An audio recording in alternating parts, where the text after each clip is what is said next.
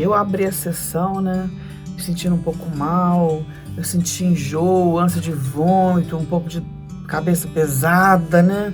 E antes de entrar na sessão propriamente dita, eu já entrei em conexão com a pessoa, com o que vai acontecer e tal. Então eu peguei meu óleo de mirra, já coloquei nos chakras e tal. Falei assim, eita, tem alguma coisa aí. Eu já fiquei com medinho, né? Falei assim, o que tem aí? O negócio tá precisando de muita proteção, o que será? Bem, enfim, abri a sessão dela e tal, né? Aí o que acontece? Eu tô vendo uma imagem que veio assim, sabe quando a imagem tá falhando? A sensação que eu tinha algo parecido quando eu vi uma pessoa em Atlântida.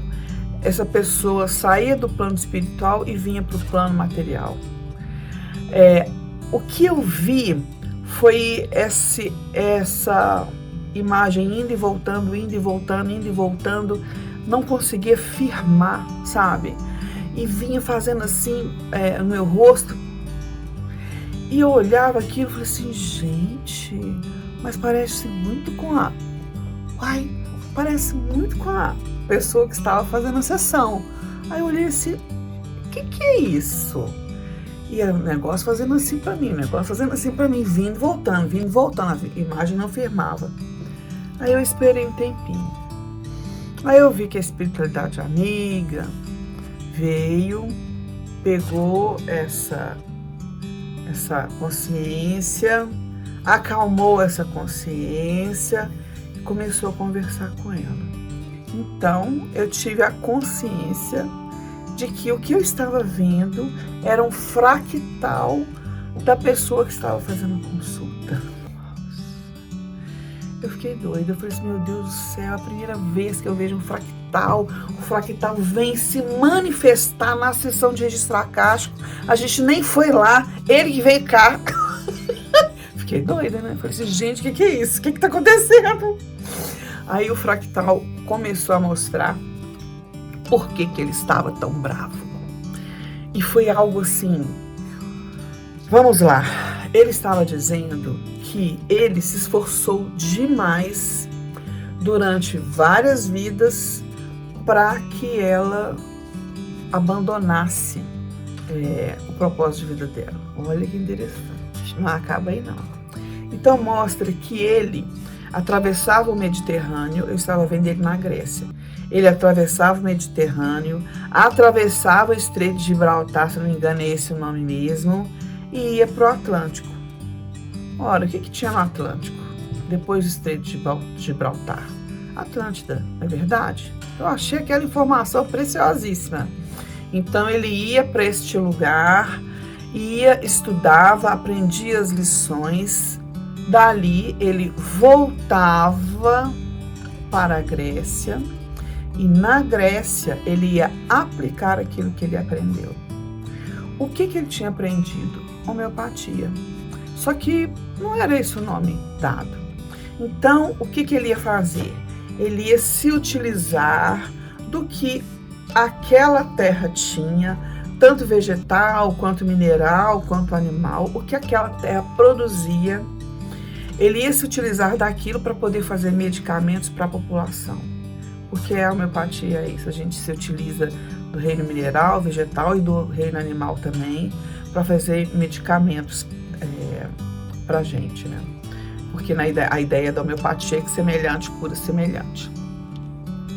Então ele conta que no decorrer dos séculos, né, da existência, nasce, volta, ele passou por muita coisa, estudando homeopatia, aprendendo homeopatia, aplicando homeopatia, passou por sofrimentos terríveis. Vamos nos lembrar que a Igreja Católica massacrava, tudo era bruxaria, você não podia fazer estudo de ervas, se utilizar de erva para beberagem, para medicação, para melhorar, que tudo era bruxaria. Então ele estava muito bravo, porque ele veio falando que ele passou por tanta coisa para ser esquecido neste momento. Haja coração, meninos. Que coisa emocionante, sabe? O que ele estava cobrando dela é que ela vivesse o propósito de vida dela. Ela trabalhava com o marido. E o marido sempre puxando ela para a empresa, puxando para a empresa, puxando para a empresa. Então mostrava que ela estava vivendo a vida do marido. Aquilo que ele se propôs a viver, ele queria que ela vivesse junto com ele. Mas ela tinha um propósito de vida dela. Ela não chamava ele para ele viver o propósito da vida dela. Não. Como ele fazia, não. Então, ela estava vivendo, naquele momento, o propósito de vida do marido. Quando, na verdade, ela tinha que viver o propósito de vida dela. Ela estava sendo chamada a fazer isso. Aí ela me conta, né? Que lá pelos idos de 1997, nossa senhora, ela fez o curso de homeopatia. Ela era farmacêutica e fez o curso de homeopatia.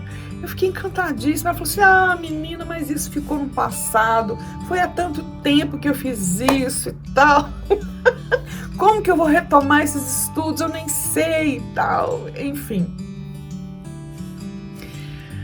Olha, eu vou entrar com uma outra conversa que parece que não tem nada a ver, mas tem. A primeira vez que a numerologia apareceu na minha vida, eu tinha 16 anos de idade. Eu era uma menina. Eu nem dei lá muito valor, não entendia muito bem dessas coisas, né? E eu achei aquilo tão fácil, para mim foi tão simples, né? Não dei muito valor. E ao longo da minha vida eu ia fazendo os cursinhos, um curso aqui, um curso ali, um curso acolá, mas eu não dei muito valor. Então, num determinado dia, eu vi uma pessoa falando sobre numerologia cabalística. E esse era o meu interesse, né? Eu queria saber um pouco mais sobre esta determinada numerologia, porque eu valorizo demais o conhecimento, o saber e a cultura judaica, né? Então, opa, peraí. E quando eu vi a minha mestra falando sobre numerologia cabalística, eu me encantei. Eu falei assim, é isso mesmo. Só que agora eu vou pegar isso de maneira profissional. Então eu trabalho sim com numerologia cabalística, faço, a gente sente as alterações mesmo, a alteração energética. Quando a gente muda a nossa assinatura, a gente faz o treinamento, né? Porque tem que fazer um treinamento da assinatura, a gente sente a mudança da vibração energética mesmo. Quando a gente é mais sensível, mais observador, a gente sente assim, é uma coisa maravilhosa.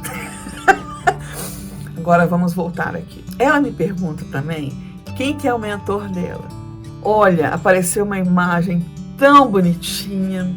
Ele apareceu bem grandão, sabe, assim, bem em tons de amarelo. Foi muito gracioso. Eu vi ele com a cara redondinha, os olhos bem arredondados e grandes e verdes, a barba assim grande, né? Cabelo branco. Eu não lembro direito se era um cone que ele tinha na cabeça ou se era... Como é que chama, gente? Aquele chapéu mais pontudo. Eu sei que ele tinha alguma coisa na cabeça que eu não identificava muito bem, que não era alto demais. E as vestes, a roupa dele tinha muito pano, sabe? Então, assim, era tipo aquele vestidão grandão, só com muito pano e tal, as mangas e tal. E ele segurava duas coisas assim na mão. Aí, pelo brilho, eu vi que eram 2 potinhos de vidro.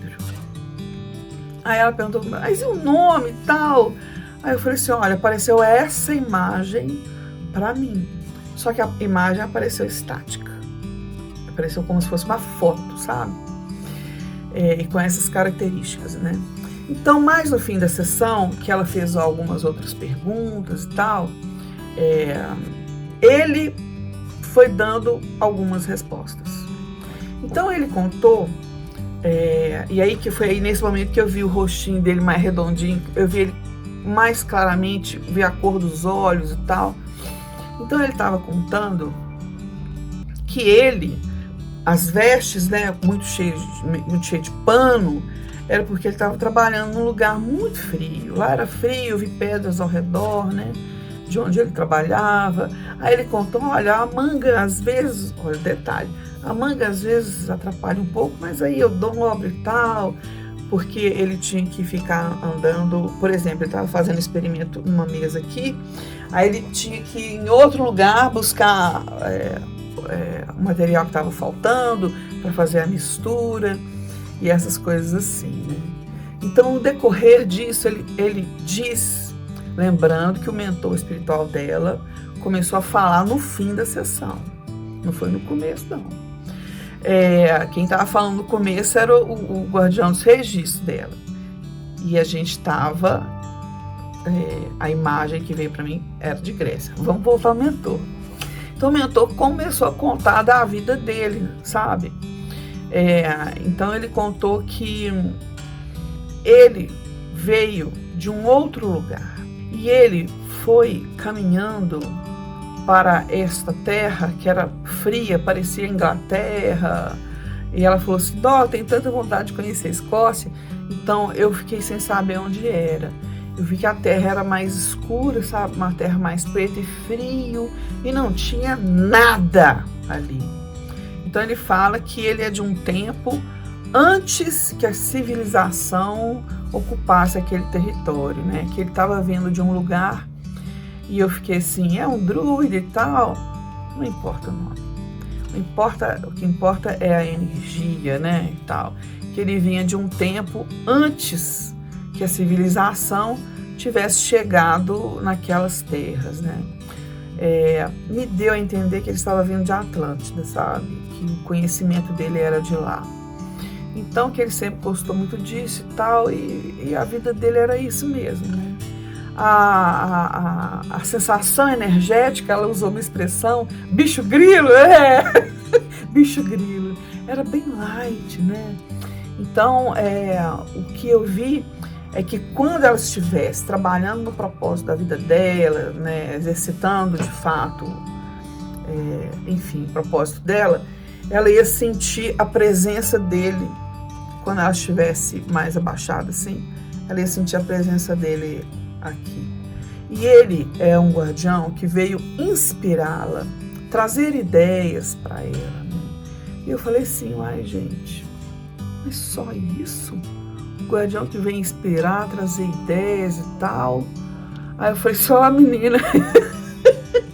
Que gracinha, né? Porque o meu guardião vem puxar a orelha. É sinal, gente, que tem gente que não precisa de puxão de orelha. Ai, eu achei que era um amor, né?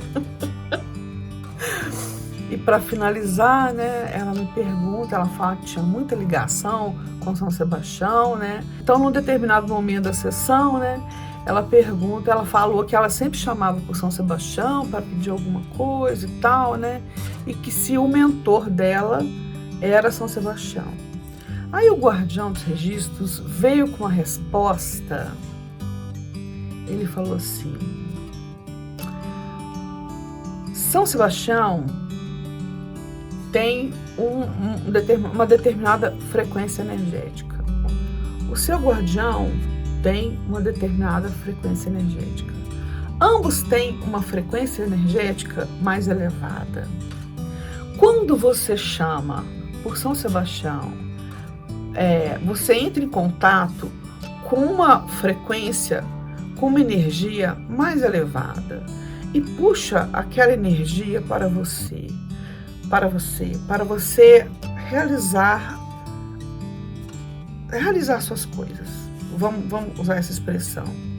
Quando você chama pelo seu mentor, você chama por uma energia mais elevada.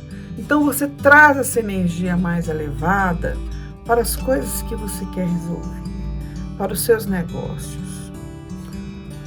Ambos têm a energia mais elevada.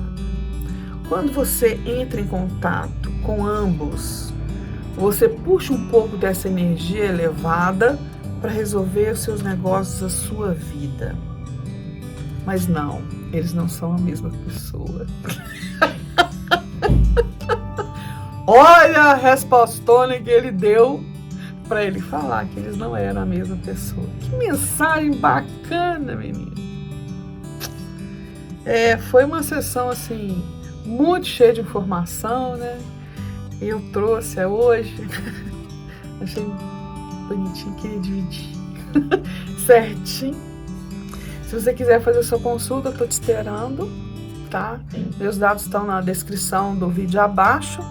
Faço também numerologia cabalística. Até recomendo que a numerologia cabalística seja feita antes da leitura de registros, porque quando você faz a numerologia cabalística, você elimina um montão de bloqueios. Você não vai eliminar tudo na sua vida, mas você abre muitas portas, né? Porque já aconteceu de eu fazer uma leitura de registros em que a vida da pessoa estava toda bloqueada, como se a pessoa estivesse debaixo de esqueci o nome, uma redoma movida por uma força maior. Então, e aquilo era, essa força maior era o nome, a data de nascimento e a junção dessas coisas, né? Então, o que eu recomendo? Quer mudar de vida? Mesmo, muda a sua assinatura. Você não vai mudar a assinatura, não precisa ir num cartório, né, mudar seu nome, então, não é nada disso. Você vai mudar a forma como você assina. Essa vibração é tão forte, tão poderosa, muda a energia da gente, muda o modo como a gente fala, como a gente conversa, como a gente pensa, como a gente age. É uma coisa impressionante, eu amo. Então, se você quiser fazer isso, venha fazer sua numerologia cabalística. Se você não quiser, venha fazer sua leitura de registros. Te recebo com o maior carinho. Certinho? Beijo. Eu vejo você. Até breve. Curta!